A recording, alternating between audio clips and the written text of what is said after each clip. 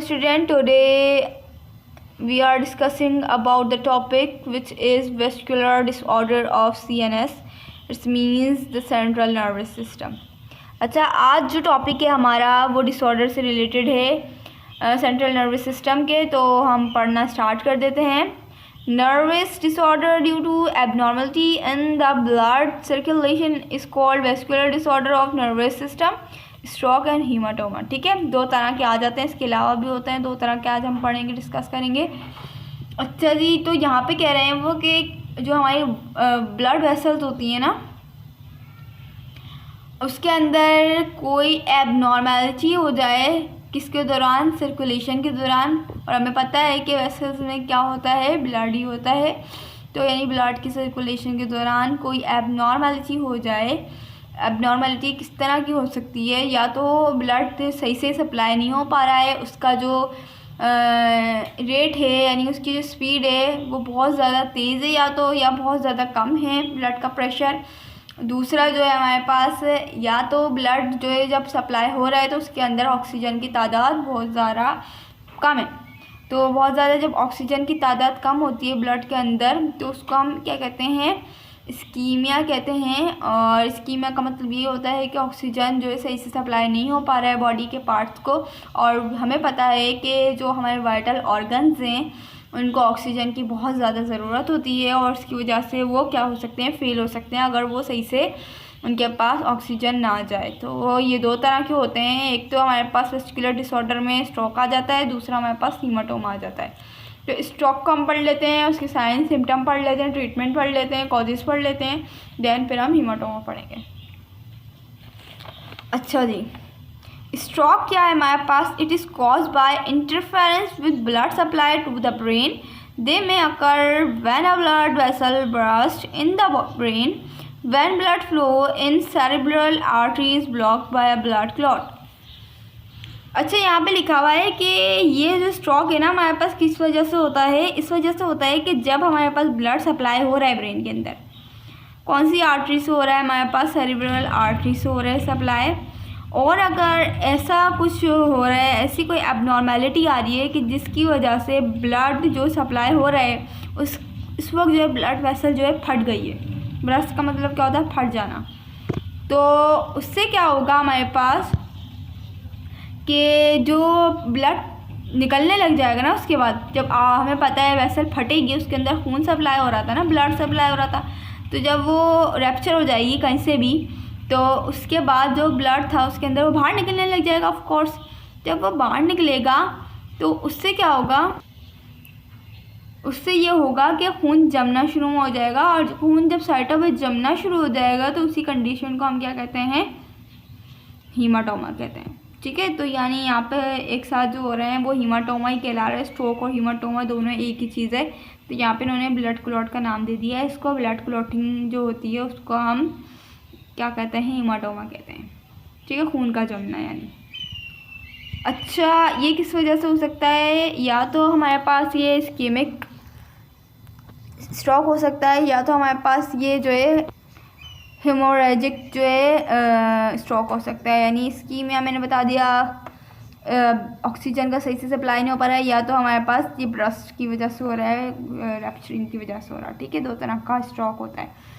अब इसके कॉजेज़ क्या हैं, स्ट्रोक के कॉजेज़ हैं हाइपरटेंशन, ठीक है, स्मोकिंग की वजह से हो सकता है, डायबिटीज़ मेलिटस की वजह से हो सकता है। क्यों हो सकता है, वो भी हाइपरटेंशन कॉज करती है, क्योंकि वी नो दैट हाइपोथैलेमस जो है हमारे पास पार्ट है वो क्या कर रहा है, मेंटेन कर रहा है होमियोस्टेसिस को। अच्छा, लेकिन जब जो है हमारे पास डायबिटीज़ मेलिटस होता है तो उसकी वजह से हार्मोन जो है कॉर्टिसोल, ठीक है, एड्रीनल ग्लैंड से एक हार्मोन होता है जो कॉर्टिसोल कहलाता है, वो रिलीज़ हो जाता है। और जिसकी वजह से क्या होता है, वो ब्लड की जो प्रेशर है उसको बढ़ा देता है, और उसकी वजह से हाइपरटेंशन हो जाती है, हाई ब्लड प्रेशर हो जाता है, सॉरी, हाइपरटेंशन होने की वजह से होता है ये।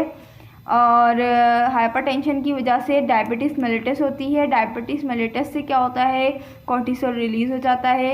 ये सब जो है एक साथ ही जुड़ रहे हैं, एक ही मैकेनिज़्म से सब कुछ हो रहा होता है। अगर किसी को बहुत ज़्यादा टेंशन है तो उससे क्या होगा, स्ट्रेस की वजह से उसके एड्रीनल ग्लैंड से एक जो है हार्मोन रिलीज़ होता है जिसको कॉर्टिसोल कहते हैं। कॉर्टिसोल जब बहुत ज़्यादा तादाद में रिलीज़ होने लग जाता है ना और मेंटेनेंस नहीं हो पाती है, होमोस्टेसिस नहीं हो पाता है सही से, तो उसकी तादाद जब बढ़ जाती है तो बॉडी के अंदर क्या होता है, डायबिटीज़ की जो है कुछ जो है हमारे पास सिम्टम्स शो होने लग जाते हैं। ठीक है, तो ये कॉजेज में हाइपरटेंशन आ गया, स्मोकिंग, डायबिटीज मेलिटस, तीसरी चौथी जो हमारे पास है हाई अल्कोहल इंटेक की वजह से भी हो जाता है और कोकेन एब्यूज़ की वजह से भी हो जाता है।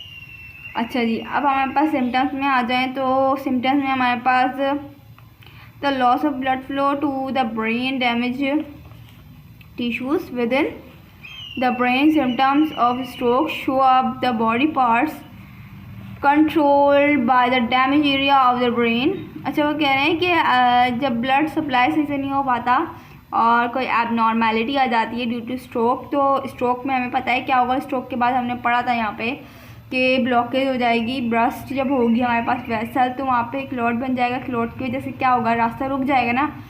आप इमेजिन करें फॉर एग्जांपल गली है एक, ठीक है, वहाँ पे कोई बात हो गई है, आग वाग लग गई है, तो वहाँ पे से जो एरिया है वो जो है क्लोज़ कर दिया गया है और फिर वहाँ से किसी को गुजरने की इजाज़त नहीं है।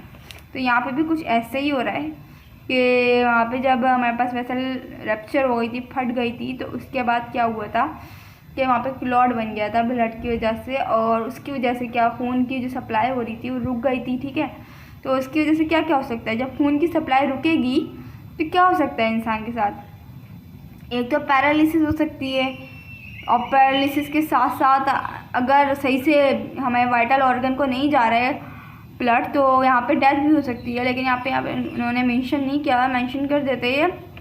अच्छा, वीकनेस हो सकती है अगर ब्लड सप्लाई हो रहा है फिर भी क्लॉट थोड़ा सा साइड पे बना हुआ ब्लड जा रहा है, तो हमारे पास वीकनेस वगैरह हो सकती है। कॉन्शियसनेस हो सकती है, यानी हमारा दिमाग से इसे काम नहीं करेगा, यहाँ पे नहीं लिखा हुआ है अभी। और या तो अभी ये सिम्टम्स स्टार्ट हुए हैं थोड़े थोड़े, यानी अभी स्टार्ट हुआ है, अभी नहीं हुआ है स्ट्रोक, और चांसेस हैं उसके, आपके हाइपरटेंशन बढ़ रही है और डायबिटीज़ है आपको, तो आपको हेडेक होगा बहुत ज़्यादा, वीकनेस होगी बहुत ज़्यादा, लेग और आर्म में जो है आपको क्या होगा, वीकनेस फील होगी, पेन फील होगा आपको। इसके अलावा कॉन्शियसनेस होगी, आप सही से बहुत ज़्यादा टायर्ड फील करेंगे क्योंकि ऑक्सीजन की सप्लाई नहीं हो रही है, तो टायर्डनेस बहुत ज़्यादा हो जाती है। उम्मीद है आपको यहाँ तक समझ में आ गया होगा। ठीक है, अब आ जाएंगे ट्रीटमेंट पे। ट्रीटमेंट में हमारे पास जो स्ट्रोक है उसकी मेडिकल एमरजेंसी जो है उसमें जो हमारे पास आती हैं चीज़ें वो हैं, डिपेंड करती हैं कि किस तरह आपकी स्ट्रोक की क्या सीवियरिटी है, कितना ज़्यादा सीवियर है वो, और आपकी स्ट्रोक की कौन सी टाइप है। ठीक है, जिससे मैंने आपको बताया अगर स्ट्रोक में थोड़ा सा ही क्लॉट बन रहा है और छोटी छोटी क्लॉटिंग की वजह से ब्लड सप्लाई नहीं हो रहा है तो वीकनेस वगैरह होती है, और अगर हाँ क्लॉट ने पूरे पाथ को जो है क्या कर दिया है, क्लोज कर दिया, तो उसकी वजह से पैरालिसिस और डेथ हो सकती है क्योंकि ब्लड सप्लाई नहीं होगा वाइटल ऑर्गन्स को।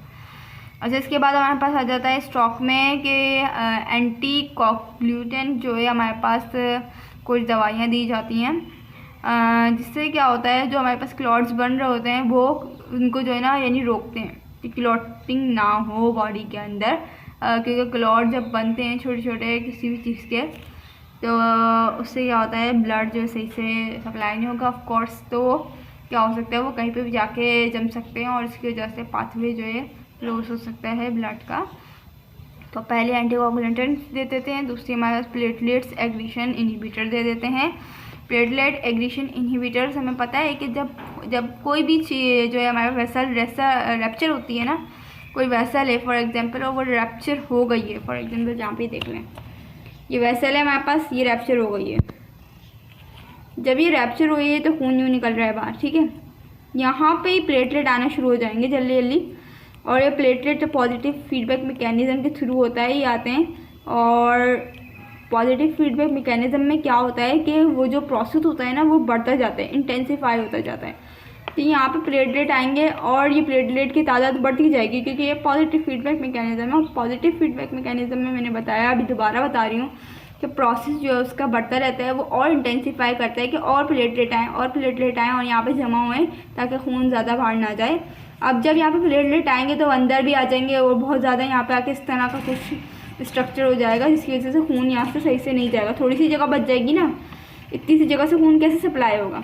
यहाँ पे प्रेशर बढ़ेगा, दोबारा ख़तरा होगा कि जो है यहाँ पे से हाइपरटेंशन की वजह से दोबारा आगे से क्या हो सकती है, ब्लड दोबारा वेसल फट सकती है और ब्लड वहाँ से भी निकल सकता है। तो यहाँ पे प्लेटलेट इतनी ज़्यादा ना आए, उसके लिए हम क्या करते हैं, प्लेटलेट एग्रीशन इनहिबिटर देते हैं कि उनकी जो है तादाद नॉर्मल रहे और जितनी उनकी ज़रूरत है इतने वो जो है आके वर्किंग करें। ठीक है, तो बस खून की जो हमारे पास बाहर जा रहे हैं उसको रोकें। इसके अलावा जो स्ट्रक्चर को वो पूरे वो कर रहे हैं ख़राब, तो इनहिबिटर की तरह वो एज ए यूज़ होते हैं। ठीक है, यानी प्लेटलेट इनहिबिटर, इनहिबिट का मतलब क्या होता है, रोकना। ठीक है, तो प्लेटलेट एग्रीशन इनहिबिटर इसलिए देते हैं ताकि प्लेटलेट की तादाद थोड़ी कम हो जाए और वो इतनी ज़्यादा आए नहीं, ताकि ब्लड का जो स्ट्रक्चर है, ब्लड जो जा रहा है उसके बाद जो वेसल का स्ट्रक्चर है वो ख़राब ना हो और ब्लड जो है सही से सप्लाई हो पाए।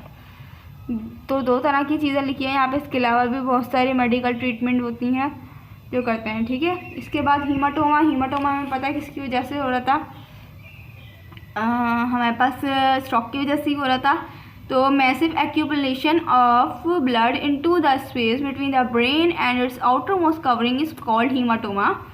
हीमाटोमा क्या है, वो कह रहे हैं कि ब्रेन की जो कवरिंग है, कवरिंग को क्या कहते हैं, ब्रेन की मेनिंजिस कहते हैं। ठीक है, तो वो कह रहे हैं कि ब्लड का जमा होना, एक्यूमुलेशन का मतलब होता है जमा होना, ब्लड का जमा हो जाना किसकी स्पेस में, ब्रेन की और उसके जो कवरिंग है उसकी बीच में। यहाँ पे दिख रहा है ये ब्रेन है हमारे पास और ये हमारे पास मेनिंजेस है 3 लेयर्स, इनके बीच में ब्लड का जमा हो जाना क्या कहलाता है, हीमाटोमा कहलाता है।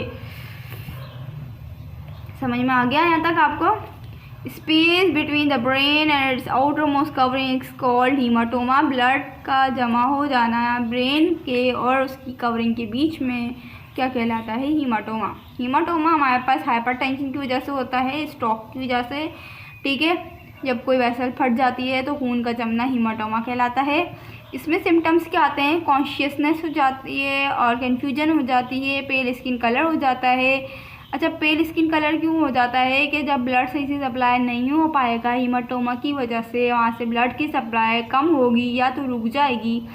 अगर रुक जाएगी तो पैरालिसिस हो सकता है, अगर रुक जाएगी तो हमारे पास डेथ हो सकती है, कोमा हो सकता है। लेकिन अगर हाँ ब्लड की सप्लाई चल रही है और थोड़ा सा पाथवे रह गया है ब्लड को सप्लाई होने के लिए, जैसे मैंने आपको प्लेटलेट के लिए समझाया था, तो थोड़े से रास्ते से कम ब्लड जाएगा और प्रेशर उसका बहुत बढ़ा हुआ होगा, तो क्या हो सकता है कि ब्लड के अंदर ऑक्सीजन भी सही सप्लाई नहीं हो रहा है वाइटल ऑर्गन्स को। ठीक है, लाइक हार्ट, किडनी, ब्रेन में तो देखें यहाँ पे हो ही गया है ख़राब, और लिवर, ठीक है, लंग्स वगैरह जो है हमारे पास उनमें सही नहीं जा रहे है, तो क्या होगा हमारे पास वहाँ पे पेल स्किन कलर स्टार्ट हो जाएगा, ऑक्सीजन क्योंकि सही से नहीं जा रही और ब्लड क्योंकि सही से नहीं जा रहे, तो कॉन्शियसनेस हो जाएगी, कन्फ्यूजन होगी, इंसान को समझ में नहीं आएगा कुछ भी, और वो जो है ज़ाहिरी तौर पे तो दिख रहा है सही, लेकिन वो जो है वो उस जगह पे प्रेजेंट नहीं होगा सही से। ठीक है, उसको कुछ समझ में नहीं आ रहा होगा, कॉन्शियसनेस का मतलब, कन्फ्यूजन का मतलब भी यही है। अच्छा, इसके बाद पेल स्किन कलर हो जाएगा, मैंने बता दिया, इसका मतलब सीजियर हो जाएगा। ठीक है, इसके साथ साथ क्या होगा हमारे पास ट्रीटमेंट में, इसकी ट्रीटमेंट में जो है ये डिपेंड करता है कि जिस तरह हमारे स्ट्रोक पर डिपेंड कर रहा था, इसी तरह यहाँ पर भी डिपेंड करता है इसकी सीवियरिटी पे और किस तरह की इंजरी है उस पर डिपेंड करता है। ठीक है, तो इसको मैनेज करने के लिए वो कह रहे हैं कि हम सर्जरी के थ्रू क्या करते हैं, ब्लड क्लॉट को ड्रेन आउट कर देते हैं। ठीक है, पहले तो क्या करते हैं, ब्लड को ड्रेन आउट करते हैं उस जगह से एंड रिमूव करते हैं फिर ब्लड के क्लॉट को। सर्जरी के थ्रू होता है सब कुछ, कवरिंग है उसको सर्जरी के थ्रू हटाते होंगे, फिर यहाँ से जो है हमारे पास ब्रेन और इस कवरिंग के बीच में जो हीमाटोमा था, ब्लड क्लॉट था, उसको पहले वहाँ के ब्लड को ड्रेन आउट करते हैं, बाहर निकालते हैं, यानी ड्रेन आउट का मतलब बाहर निकाल लेना। उसके बाद जो क्लॉट बना था यहाँ पे उसको भी रिमूव कर देते हैं, किसके थ्रू, सर्जरी के थ्रू। तो उम्मीद है आपको आज का टॉपिक समझ में आ गया होगा। वेस्कुलर डिसऑर्डर था हमारे पास। ठीक है, एक दफ़ा मैं आपको बता देती हूँ ओवरव्यू। स्ट्रोक का मतलब होता है हाइपरटेंशन की वजह से ब्लड वेसल का रैप्चर हो जाना, और हीमाटोमा का मतलब होता है हाइपरटेंशन की वजह से कवरिंग के अंदर ब्लड क्लॉट का बनना। अल्लाह हाफिज़।